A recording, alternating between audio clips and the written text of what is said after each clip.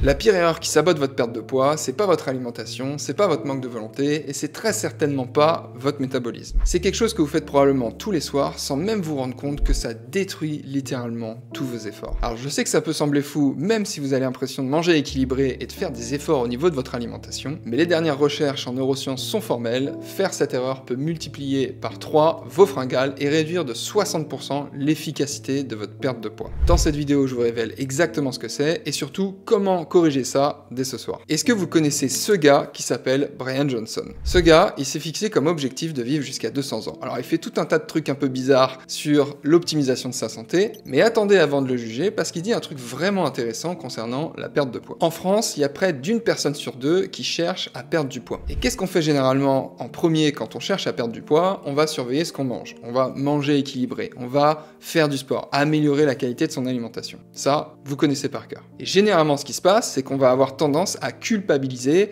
quand on fait un écart ou quand on sort du plan qu'on s'était prévu. Et ça, malheureusement, chez certaines personnes, ça développe comme une forme d'obsession pour la nourriture. Ça, c'est bon, je peux manger. Ça, c'est pas bon, je m'interdis de le manger. Et quand je le mange, je culpabilise. Et quand on réalise que tout ça, c'est finalement drivé par nos émotions, qu'est-ce qu'on fait? On va faire de l'hypnose pour reprogrammer notre cerveau. On va faire de l'EMDR pour gérer nos traumatismes. On va faire de l'EFT pour tapoter nos émotions négatives. On va aller voir un psy pour faire une thérapie. On va faire des choses de manière unilatérale sur les émotions et parfois on teste toutes ces méthodes. Et vous savez quoi? 95% des régimes et des tentatives de perte de poids échouent sur le long terme. 95%. Et c'est là que Brian Johnson arrive avec une approche complètement différente. Une approche qui s'appuie sur des années de recherche en neurosciences et en médecine du sommeil. La science, elle est claire. Un seul facteur influence directement nos hormones, notre métabolisme et même nos choix alimentaires, et finalement surtout nos choix alimentaires. Et ce facteur qui change tout, vous l'avez compris, c'est le sommeil. Brian Johnson, il dit un truc super intéressant. Pour lui, sa journée, elle se termine pas par le sommeil, mais elle commence quand elle va se coucher. Et la science lui donne raison. Savez-vous ce qui se passe quand on dort mal, ne serait-ce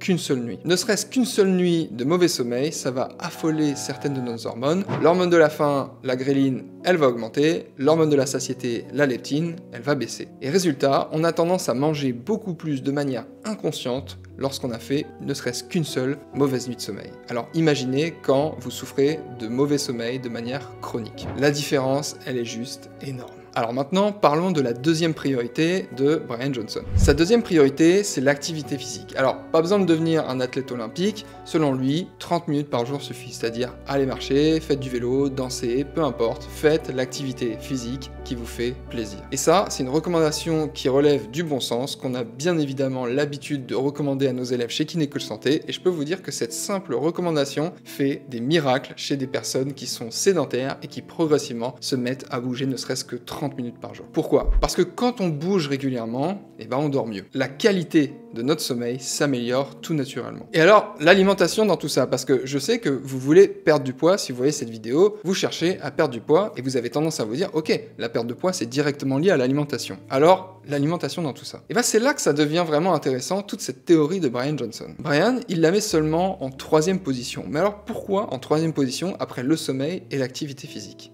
Pour la simple et bonne raison que lorsqu'on dort mal et qu'on ne bouge pas assez, c'est presque impossible de bien manger de manière régulière sur le long terme sans avoir besoin de faire référence à notre volonté. Ça demande toujours plus de volonté, de charge mentale que de bien manger lorsqu'on dort mal et qu'on bouge pas suffisamment. Et ça, c'est très documenté scientifiquement. Par contre, quand on dort bien et qu'on bouge régulièrement, là, il y a quelque chose de magique qui se produit. On commence naturellement à faire de meilleurs choix alimentaires, sans effort, sans restriction, sans charge mentale supplémentaire, naturellement. C'est notre corps qui nous guide. Alors voilà ce que je vous propose. Au lieu de vous torturer l'esprit à quoi manger, en quelle quantité, quand le manger, ce qui entre parenthèses, quand manger n'a aucune incidence sur votre perte de poids, concentrez-vous d'abord sur votre sommeil et sur comment vous allez pouvoir bouger un peu plus demain. Parce que quand ces fondations sont en place, vous allez voir que tout va devenir beaucoup plus facile. Et je dis pas un peu plus facile, je dis beaucoup plus facile. Si aujourd'hui vous avez un sommeil de mauvaise qualité, que vous êtes particulièrement sédentaire,